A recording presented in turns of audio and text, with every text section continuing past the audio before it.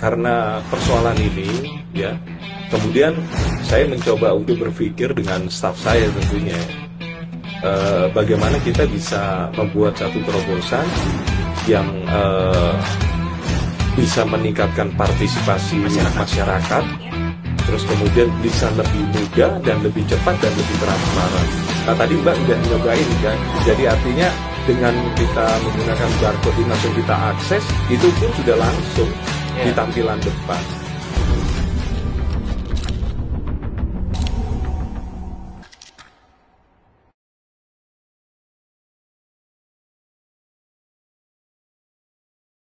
Mungkin Pak Abdul Halim mau bercerita dulu mengenai sebetulnya apa sih alasannya akhirnya Polri sendiri meluncurkan satu inovasi yang ini. Iya Mbak, jadi begini. Jadi kita melihat latar belakang selama ini pengaduan terhadap anggota Polri itu sudah ada mekanismenya, tapi mekanismenya itu lebih banyak sifatnya offline. Artinya masyarakat ini harus datang ke kantor kepolisian, mulai dari tingkat Mabes sampai dengan tingkat Polda maupun tingkat Polres. Nah, ini yang artinya yang membuat masyarakat itu agak kurang begitu banyak yang mau berpartisipasi dalam melakukan pengaduan ini.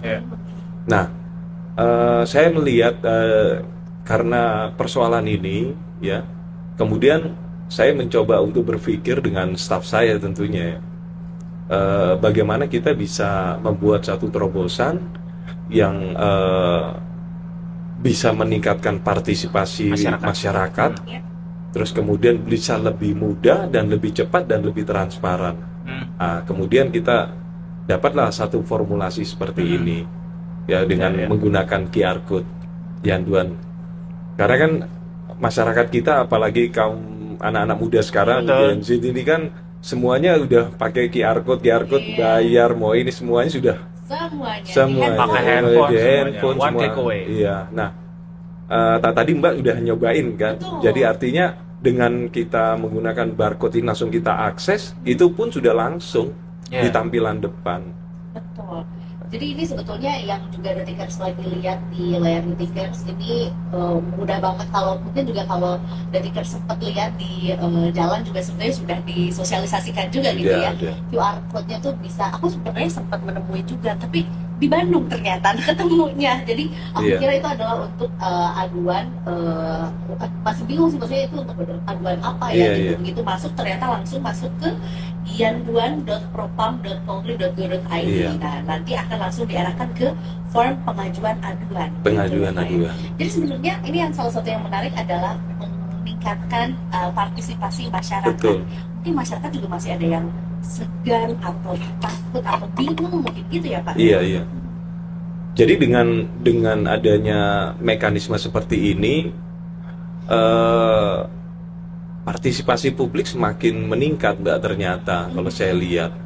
Tapi memang kita perlu sosialisasi yang lebih maksimal lagi, lebih masif lagi kalau saya lihat kurang. Termasuk datang ke sini Pak ya. Iya. Ini salah satu bentuk sosialisasi. Pasti tadi juga sempat disampaikan bahwa salah satu keunggulannya selain kemudahan, kecepatan gitu ya, juga transparansi tadi. Mungkin boleh dijelasin ke kita Pak, transparansi yang dimaksud dengan adanya layanan dengan metode baru ini kayak apa tuh yang diharapkan sama Polri? Ya, jadi transparansi di sini ketika publik melaporkan menggunakan fasilitas aplikasi ini tentang melaporkan salah satu anggota, dia akan mendapatkan nomor registrasi, nomor pengaduan. Dari nomor pengaduan ini dia akan bisa mengetrace sejauh mana pengaduan dia yang sudah dilaporkan. Jadi kayak kita beli paket Pak ya? Iya. Di marketplace misalnya. Jadi ada Iya. detailnya lagi di DC Cakung misalnya. Iya, kayak gitu. Jadi ini kita bisa lihat Pak. Iya. Ini laporan udah sampai mana gitu. Oh gitu. Iya. Menarik karena memang Pak, nggak cuma laki-laki, nggak cuma perempuan, kita butuh kepastian. Kita jadi pengen bisa lihat nih kepastiannya sudah sampai mana ditanganinya gitu oleh Polri juga gitu ya Pak. Dan kita transparan ya Mas, nggak ada yang bisa kita manipulatif, nggak ada yang bisa kita rekayasa, nggak bisa. Jadi contohnya kayak pengaduan masyarakat, misalnya orang Papua. Oke. Jadi yang diadukan bahasanya itu bahasa Papua. Right.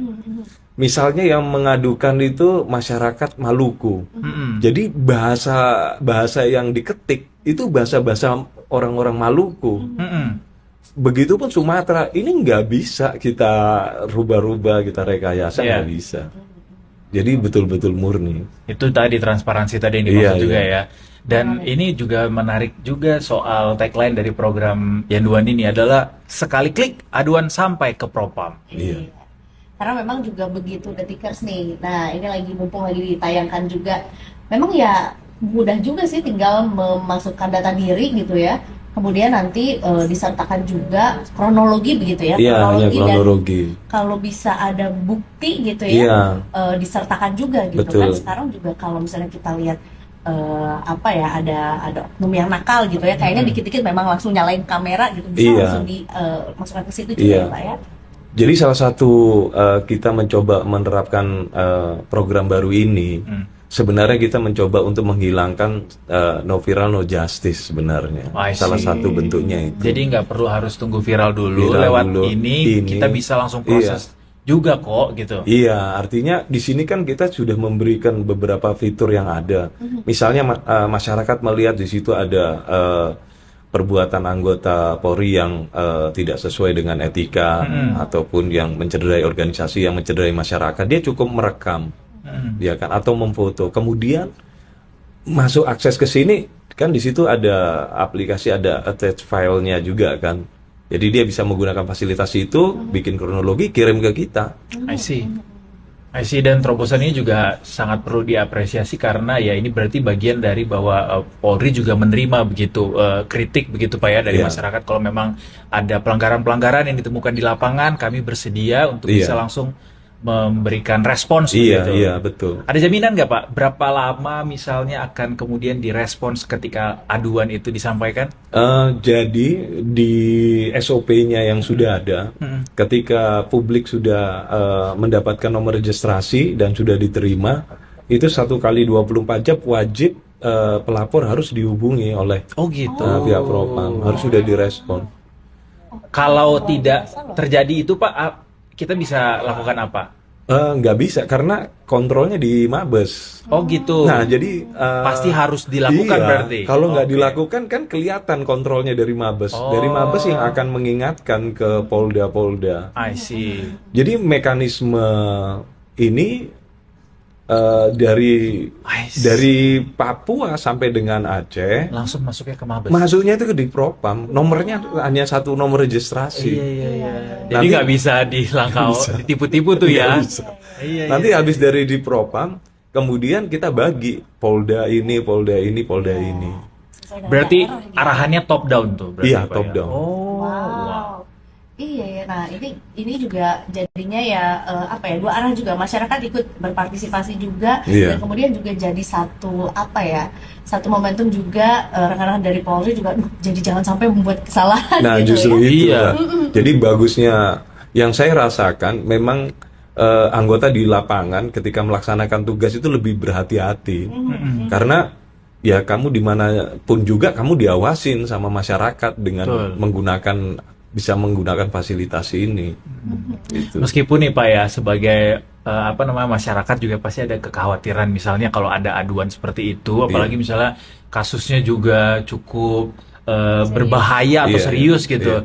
Takut identitas kita tuh nggak rahasia gitu Pak, bisa bocor gitu Pak. Gimana garansinya dari teman-teman Propam? Jadi yang menjaga kerahasiaan pelapor ini ya salah satu paling utama yang menjadi prioritas kita ya dengan aplikasi ini. Kita sangat menutup pelapor ini sangat ketat sekali, dan itu pun misalnya ketika pelapor ini melaporkan di kepolisian di wilayah tertentu, ya Jadi autentifikasi yang bisa mengakses itu hanya di Propam Mabes saja tentang identitas ini.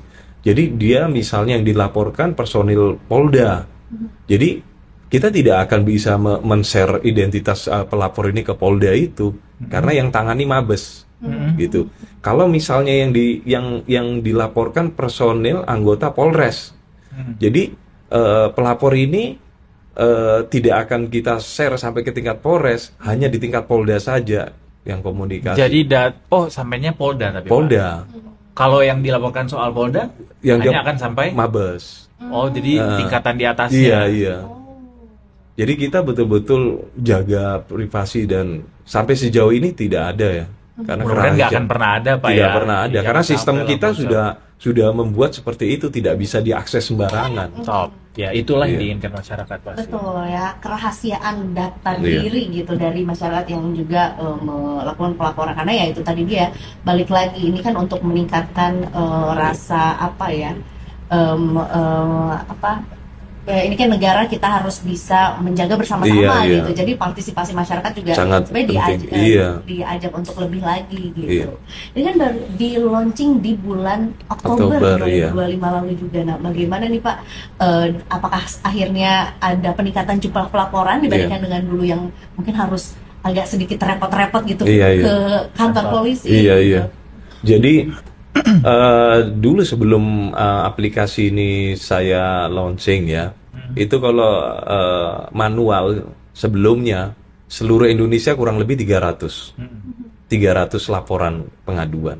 Tapi begitu saya launching ini dalam waktu 1 bulan itu sampai 1.800. Wah, 300 tuh per berapa lama Pak? 1 bulan. Oh gitu. Sekarang dengan adanya ini 1.800 bahkan 2.000. Wow, 1 bulan se-Indonesia ya.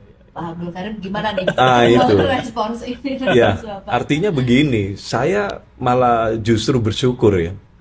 Artinya publik ini menginginkan polisi ini baik, ya kan, masyarakat dengan dan antusias. Ternyata respon publik juga antusias sekali dengan adanya aplikasi ini. Semuanya dilaporkan.